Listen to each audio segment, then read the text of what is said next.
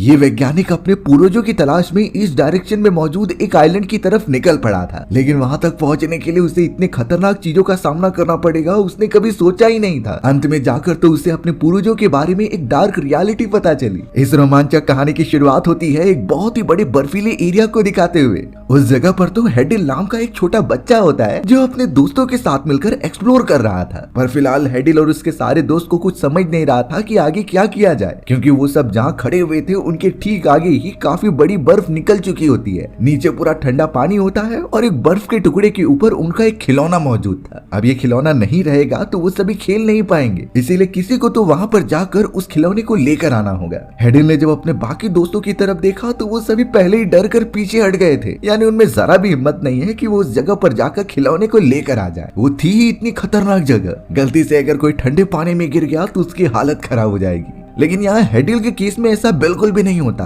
हेडिल पहले से ही बहुत ज्यादा बहादुर था और उसे एक्सप्लोर करना बहुत पसंद होता है। उसने तो अपने दोस्तों की तरफ बिल्कुल ना देखते हुए जंप लगा दिया उस छोटे से बर्फ के टुकड़े के ऊपर। थोड़ी मुश्किल हेडिल को भी होती है, लेकिन वो किसी भी तरीके से खिलौने को लेने में कामयाब हो जाता है। इससे पता चल रहा था कि हेडिल बाकी बच्चों से कितना बहादुर है, लेकिन ये सारी बहादुर वाली चीजें कभी कभी बैकफायर कर जाती है। हेडिल जब उस खिलौने को लेकर अपने दोस्तों को देखकर खुश हो रहा था, तभी वो बर्फ का टुकड़ा टेढ़ा हो जाता है। हेडिल बेचारा बहुत ही ठंडे पानी के अंदर गिर गया। अच्छी बात यह हुई कि हेडिल के दोस्तों ने उसे किसी भी तरीके से बाहर निकाला, नहीं तो बेचारा हेडिल कुछ ही सेकंड्स में वहां मारा जाता। बर्फीले पानी में सिर्फ डूबने का डर नहीं होता है, वहां का टेम्परेचर भी इतना कम रहता है कि हमारी बॉडी उससे सरवाइव नहीं कर पाती, और इसीलिए हमारी बॉडी में जो एनर्जी होती है वो बहुत जल्द खत्म हो जाती है। फिलहाल के लिए तो हेडिल को बचा लिया गया था और उसे घर पर इलाज करने के लिए छोड़ दिया। हेडिल के फादर को जब ये बात पता चली तो वो उसके ऊपर गुस्सा कर रहे थे।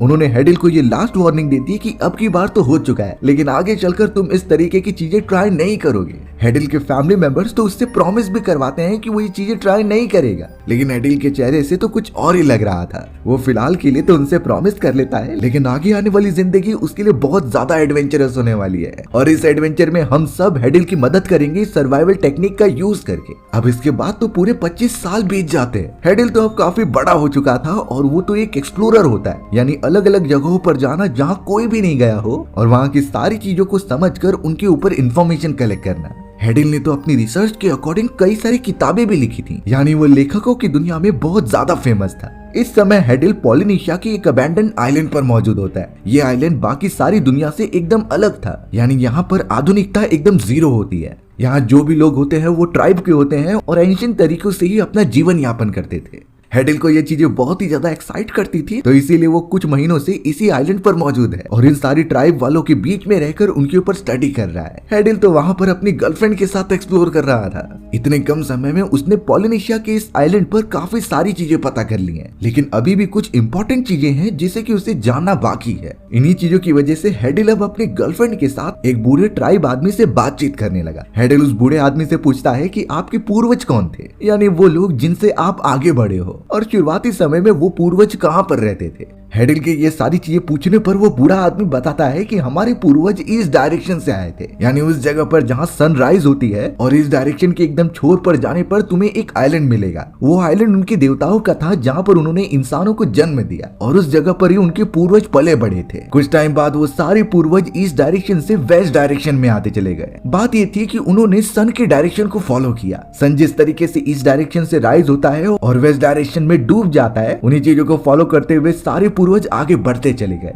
और आखिरकार उन्हें पॉलिनेशिया का ये आइलैंड मिला। उस जगह पर उन्होंने एक्सप्लोरेशन की और अपनी आबादी लगातार बढ़ाने लगे। उस ट्राइब के बूढ़े आदमी की बातों से यही लग रहा था कि इंसानों की असली शुरुआत, जो कि शहर के अंदर आधुनिकता से भरी पड़ी है, वो उन्हीं पूर्वजों द्वारा स्टार्ट की गई थी, क्योंकि उन सारे पूर्वजों के पास कुछ ऐसी टेक्निक होती है जो इस समय बना पाना एकदम से नामुमकिन था। हेडिल और उसकी गर्लफ्रेंड ये सारी बातें बहुत ही ध्यान से सुन रहे थे, क्योंकि ये कुछ नया था जो उन्हें पता चला होता है। अब वो बूढ़ा आदमी हेडिल को भरोसा दिलाने के लिए अपने साथ फॉरेस्ट में लेकर चला गया। कुछ घंटों तक अंदर ट्रेवल करने के बाद वो एक गुफा के पास पहुंचता है और वहाँ पर तो उनके पूर्वजों द्वारा बनाई गई एक मूर्ति मौजूद थी। वो मूर्ति काफी एंशिएंट लग रही होती है, जिसे हेडिल देखकर एकदम चौंक गया। उसने तो सिर्फ कहानियों में ही इन सारी चीजों के बारे में सुना था, पर आज जाकर उसे अपने पूर्वजों के बारे में सच्चाई पता चली है।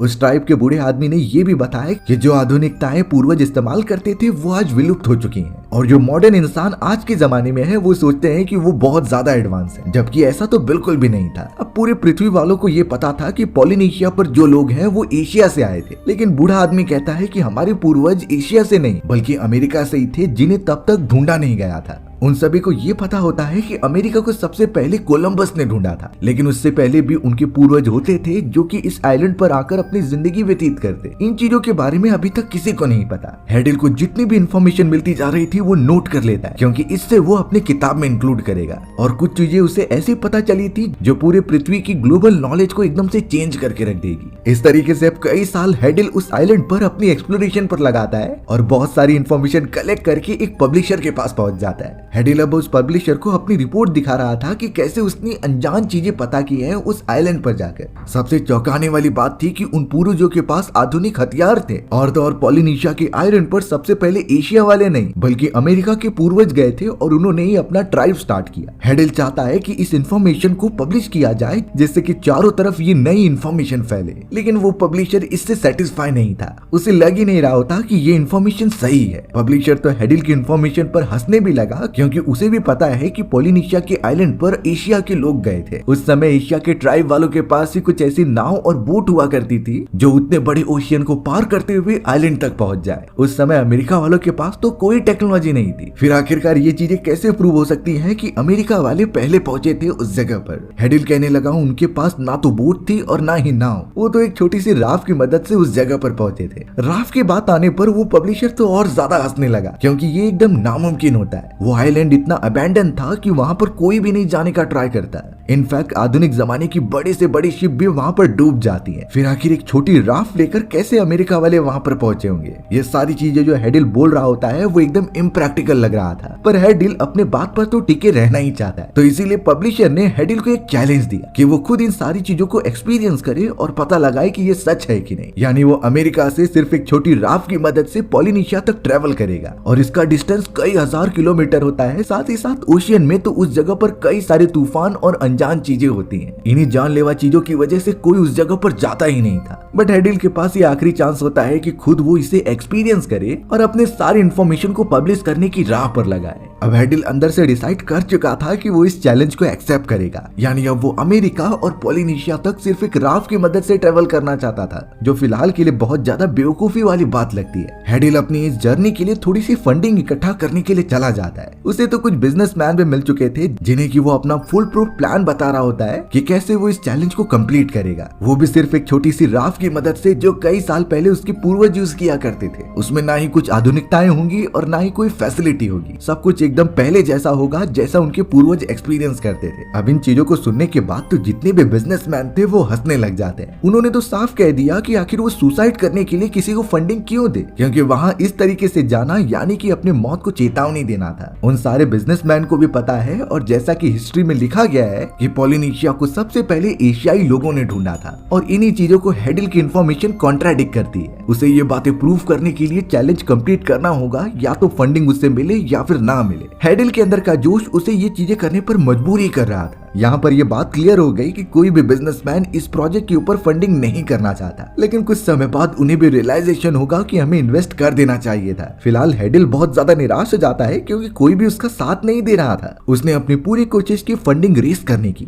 लेकिन कोई रिजल्ट ना निकलने के कारण वो कुछ दोस्तों के पास बार काउंटर पर चला गया। हेडिल तो अब उस जगह पर जाकर कुछ ऐसे लोगों को ढूंढता है जिन्हें ओशियन के बारे में कुछ नॉलेज होती है। वो उनके सामने तो अपना प्लान बताने लगा कि कैसे वो एक राफ्ट की मदद से पॉलिनेशिया जाने वाला है, और अगर ये चीजें उन्होंने प्रूफ कर दी तो उन्हें गवर्नमेंट की तरफ से काफी ज्यादा इनाम भी मिलेगा। हेडिल ने उसे सारी चीजें बता दी होती है कि कैसे वो एक एक्सप्लोरर है और उसे बहुत ही ज्यादा पुराने तरीके का यूज करके अमेरिका से होते हुए पॉलिनेशिया जाना है। भले ये रास्ता कितना भी खतरनाक हो, लेकिन उन्हें अपनी राफ्ट पुराने जमाने की तरह ही बनानी होगी। वो तो उन सभी लोगों को अपने राफ्ट का डिजाइन भी दिखाता है कि ये कैसा होगा। अब उस जगह पर जितने भी लोग मौजूद थे वो उस डिजाइन को देखते तो हैं, लेकिन उनमें से कोई रेडी नहीं होता इस प्लान में शामिल होने के लिए। उन्हें भी पता था कि हेडिल का ये प्लान पूरी तरीके से बेकार जाने वाला है। वो एक छोटी सी राफ्ट की मदद से इतने खतरनाक ओशियन को पार नहीं कर पाएगा। अब उनमें से एक आदमी हेडिल द्वारा बताए गए उस राफ्ट के डिजाइन को देख रहा होता है, तो वो तुरंत ही क्वेश्चन करने लगा। वो ये इन्फॉर्मेशन देता है कि तुम जिस रस्सी से इस पूरे राफ्ट की लकड़ियों को बांधोगे वो आधे रास्ते पर ही ओशियन की लहरों की झटकों के कारण खुल जाएंगी, और उस समय तो रेस्क्यू के लिए कोई चीज भी नहीं मौजूद हो सकती जिससे कि वो वहां से बाहर निकल सके। यानी कि ये प्लान पूरा खतरों से भरा हुआ है जिसमें जिंदा आने के चांसेस बहुत ही कम है। यानी अब हेडिल का साथ देने से वहां पर जितने भी लोग थे सब ने इनकार कर दिया,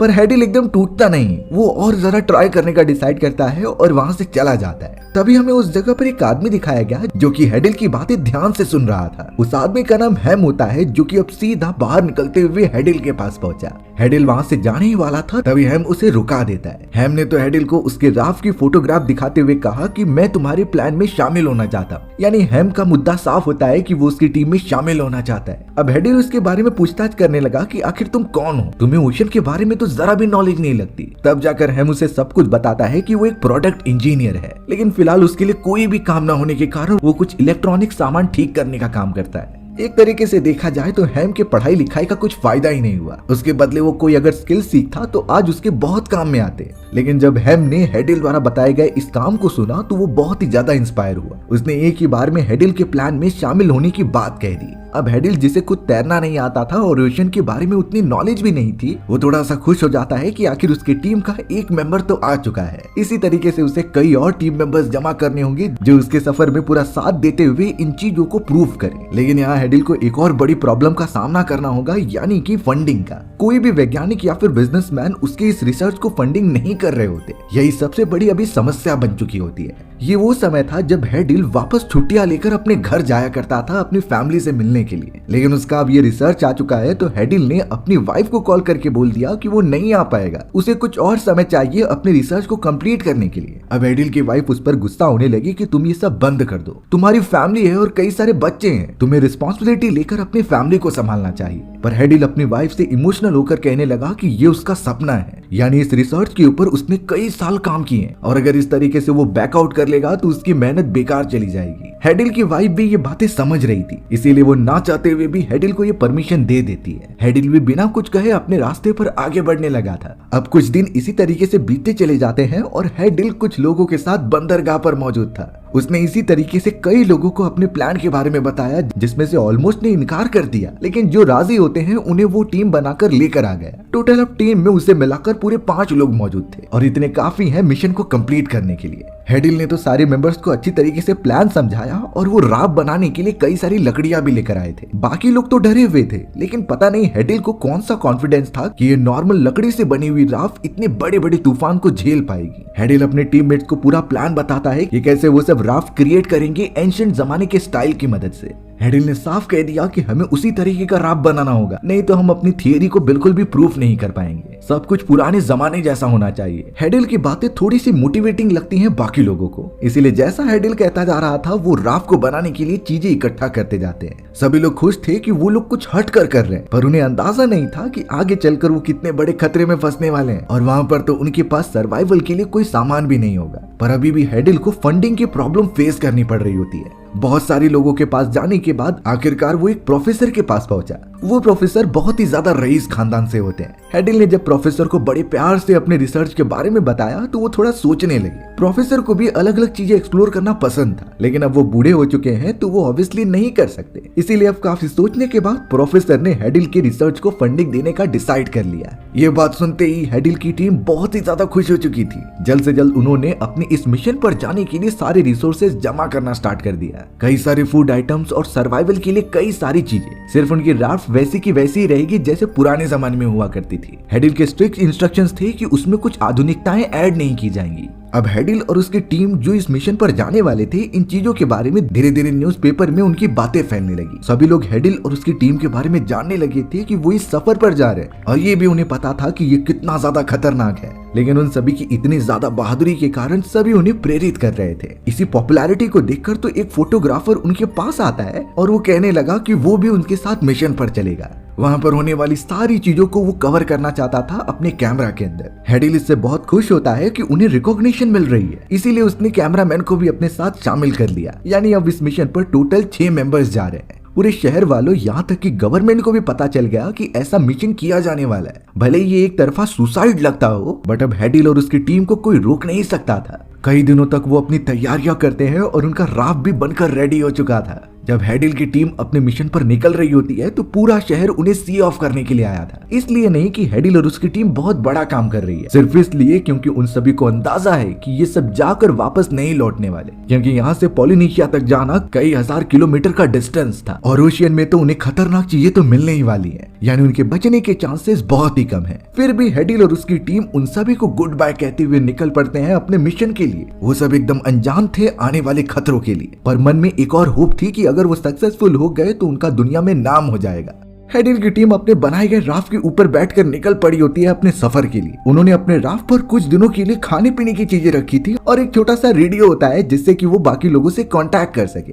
उन्हें ये प्रूफ करना था कि जो चीजें वो एक्सपीरियंस कर रहे हैं वो सच है। इन सारी चीजों के अलावा उनके राफ्ट के ऊपर कोई भी आधुनिक हथियार या फिर इक्विपमेंट्स नहीं होते, सब एकदम वैसा ही था जैसा पुराने जमाने के उनके पूर्वज यूज किया करते थे। अब देखते ही देखते उन्हें वहाँ सफर करते हुए पूरा एक दिन बीत जाता है। पता नहीं आगे चलकर उन्हें क्या क्या देखना पड़ेगा। अब एक रात उनका सामना एक बहुत ही खतरनाक तूफान से होता है। ये तूफान इतना ज्यादा था कि उनकी राफ्ट को हिला कर रख दे रहा था। सारी चीजें यहाँ से वहाँ बिखर रही थी। अब अपने राफ्ट को बचाने के चक्कर में हेडिल को एक झटका लगता है और वो सीधा जाकर पानी में गिर गया था। बेचारे हेडिल को अभी तक तैरना नहीं आता, वो तो इस तरीके से डूबने लगा होता है। अच्छी बात हुई कि बाकी लोगों को तैरना आता था। वो किसी भी तरीके से हेडिल को पकड़ते हैं और ऊपर खींच लेते हैं। सभी लोगों ने एकदम शांति से काम लिया और कुछ ही घंटों के अंदर अंदर वो खतरनाक तूफान चला जाता है। सुबह होते ही सारी चीजें शांत हो गई थी, पानी एकदम स्टिल था और वहाँ का नजारा सभी लोग एंजॉय कर रहे होते हैं। यहाँ पर उन्हें अब ओशियन में पूरे 2 दिन बीत चुके थे और उनकी हालत अभी से ही खराब हो रही है। हेडिल और उसके साथियों ने ये साफ देखा कि उनका राफ्ट काफी जगहों से डैमेज हो चुका है, इसीलिए उसे जल्द से जल्द रिपेयर करना काफी जरूरी होगा। तो इसीलिए हेडिल और उसके सभी साथी इसमें लग गए थे। अब अगर एक्सपर्ट्स की मानी जाए तो इस तरीके के राफ्ट से ट्रेवल करना, वो भी इतने किलोमीटर दूरी पर, वो सबसे ज्यादा रिस्की होता है, क्योंकि ओशियन की लहरें बहुत ही ज्यादा तेज होती हैं। बहुत ही तेजी से हवाएं चलने के कारण उनकी लहरें भी तेज हो जाती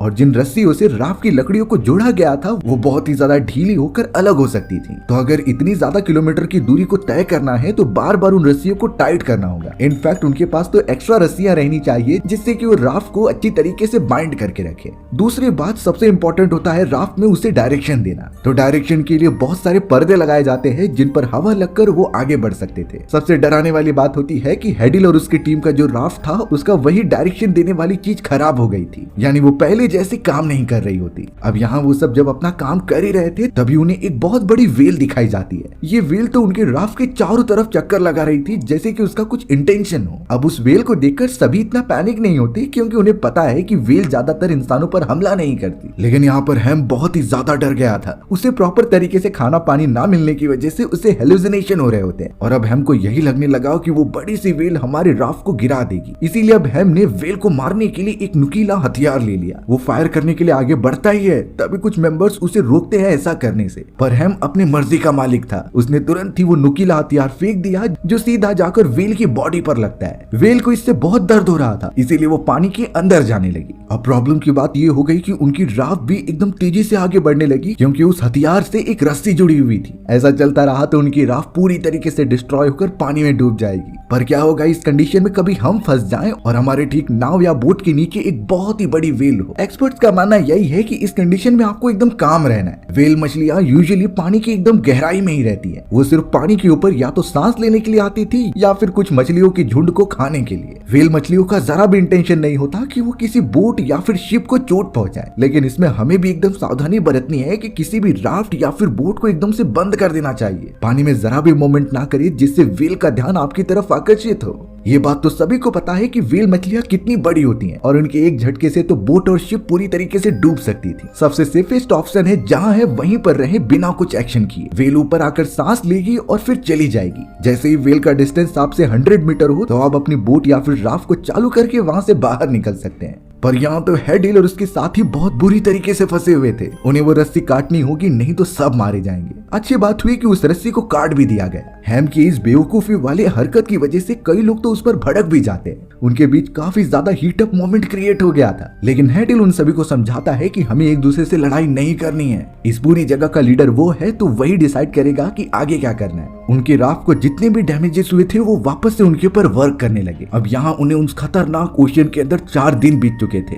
सारे रिसोर्सेस लगातार खत्म होते जा रहे हैं और उनके अंदर मौजूद बची होप भी। अब तक उन सभी को एटलीस्ट आधे रास्ते तक पहुंच जाना चाहिए था, लेकिन अभी तक तो कोई रिजल्ट नहीं दिखाई दे रहा होता। हैम को तो देखकर लग रहा था कि उसका दिमागी संतुलन ठीक नहीं है, और बाद में उन्हें पता चला कि उनका इकलौता बचा हुआ रेडियो सिग्नल भी काम नहीं कर रहा है, यानी वो बाकी लोगों से कांटेक्ट नहीं कर सकते। सबसे ज्यादा यहाँ हैम की हालत खराब होती जा रही थी और वो ये हेलुसिनेट करता है कि उनकी नाव टूट रही है। लकड़ी पर बांधी गई रस्सियां जो कमजोर होती हैं वो धीरे धीरे खुल जाएंगी, और अगर ऐसा होगा तो उनका मरना तय है। हैम तो इन्हीं चीजों की वजह से और ज्यादा पैनिक हो रहा था। अब उनका जो कैमरामैन था वो उन सभी को कैमरा के अंदर शूट करने के लिए एक छोटी सी बोट लेकर दूर जाता है। सारी चीजें एकदम अच्छी तरीके से चल रही थी और वो अपनी इंफॉर्मेशन रखते जाते हैं, लेकिन बाद में पता चला कि उनकी बोट के चारों तरफ शार्क आ चुकी है और ये शार्क शायद उस कैमरामैन की छोटी सी बोट के ऊपर हमला करने वाली थी। अच्छी बात हुई कि हेडिल और उसके साथियों ने ये देख लिया था। वो तुरंत ही कैमरामैन की बोट को खींचने लगे और जल्द से जल्द उसे अपनी राफ्ट पर ले लिया, नहीं तो शायद आज उसकी जान चली जाती। उस जगह के चारों तरफ अब शार्क आ चुकी थी। उनमें से एक आदमी भी होता है जिसका एक प्यारा सा तोता था। वो तोता तो अब सीधा उड़ते हुए पानी में जैसे ही बैठता है तो उसके ऊपर शार्क कूदकर हमला कर देती हैं, यानी कि उसे बहुत बुरी तरीके से मार दिया गया। उस मेंबर को तो बहुत दुख होता है क्योंकि ये तोता उसके साथ पहले से था। उसने गुस्से में तुरंत ही शार्क को पकड़ा और अपने राफ्ट पर लेकर आ गया। तुरंत ही चाकू की मदद से उसने शार्क को मारकर सबसे बड़ी गलती कर दी, क्योंकि भले ही वो एक शार्क मर चुकी थी लेकिन उसका ब्लड चारों तरफ ओशन में फैलने लगा, और शार्क तो पानी के अंदर खून को जल्दी सेंस कर लेती हैं। राफ्ट के नीचे उनका पूरा झुंड जमा हो चुका था। हैम इस बात से बहुत ही ज्यादा डर जाता है और वो तुरंत ही एक बॉक्स लेके आकर उसके अंदर कई सारी स्टील की वायर्स होती हैं। उसने कहा कि हम इन स्टील की वायर से लकड़ियों को और अच्छी तरीके से बांध सकते हैं, लेकिन ये स्टील की वायर्स आधुनिक चीज है। हेडिल को ये पूरा मिशन पुराने जमाने के तरीकों से ही करना था, इसीलिए वो स्टील की रस्सियों को दूर फेंक देता है और अपने पुराने तरीकों को अपनाने के लिए कहता है। हैम जो कि उनसे डिस्कशन करता ही जा रहा था, उसका पैर अचानक फिसल गया और वो पानी में गिर जाता है। सारी शार्क्स उसकी तरफ बढ़ रही थी खाने के लिए, पर अच्छा हुआ कि उसे जल्द से जल्द ऊपर खींच लिया गया। हैम भी इतने मौत के करीब आकर निकलने के बाद समझ चुका था कि उसकी ही गलती है। वो इस क्रिटिकल कंडीशन में काफी पैनिक हो रहा है, जिससे कि बाकियों को भी तकलीफ हो रही है। हैम ने तो अब सभी लोगों से अच्छी तरीके से माफी भी मांग ली। हेडिल और उसके सारे दोस्तों को ओशन में इस तरीके से पूरे 1 महीने बीत चुके थे, लेकिन अभी तक वो जिस आइलैंड तक पहुंचने वाले हैं उसका कोई नामो निशान नहीं था। अब हेडिल की टीम में से एक आदमी बताने लगा कि शायद हम गलत डायरेक्शन में जा रहे हैं, हमें तुरंत ही रुककर कोई दूसरा डायरेक्शन देखना चाहिए। लेकिन हेडिल को पूरा भरोसा था कि वो जिस डायरेक्शन में जा रहे हैं वहीं पर उन्हें रिजल्ट मिलेगा। उनमें थोड़ी सी बहस भी होती है, लेकिन रिसोर्सेज खत्म हो जाने के कारण उनमें जरा भी एनर्जी बची नहीं थी। सभी लोग एकदम होपलेस हो चुके थे और किसी को भी अंदाजा नहीं था कि वो बच भी पाएंगे कि नहीं। वो सिर्फ इतना होप कर रहे थे कि की मौत आसान हो। भले ही सभी लोगों के मना करने के बावजूद भी उन्होंने ये मिशन एक्सेप्ट किया था, पर अब देखकर लग रहा है कि सब कुछ खत्म हो चुका है। लेकिन एक दिन अचानक उनके ही एक मेंबर ने ये नोटिस किया कि शायद वो सही डायरेक्शन में जा रहे हैं। उन्हें सामने की तरफ एक आइलैंड दिखाई दे रहा था, जो कि हो सकता है कि वही टारगेटेड आइलैंड हो। इस बात से पूरे लोगों में एक खुशी की लहर झूम उठती है। सभी लोगों के अंदर एक उत्साह भर गया था कि वो मरने नहीं वाले, वो जल्द से जल्द बच जाएंगे और इतिहास में अपना नाम दर्ज करा लेंगे। उनकी रेडियो सिग्नल वाली भी मशीन काम करने लगी थी, जिससे कि उन्होंने एक दूसरे लैंग्वेज में मैसेज भेजा बाकी लोगों को, और उन मैसेजेस में ये साफ लिखा हुआ था कि हम उस आइलैंड तक पहुंचने वाले हैं। शहर में पूरी तरीके से ये खबर फैल गई और सभी लोग एकदम चौंक गए थे, क्योंकि उन्हें पता था कि ये मिशन एकदम इम्पॉसिबल है। फिर आखिरकार हेडिल और उसके सारे दोस्त एक राफ्ट की मदद से कैसे वहां पहुंच सकते हैं।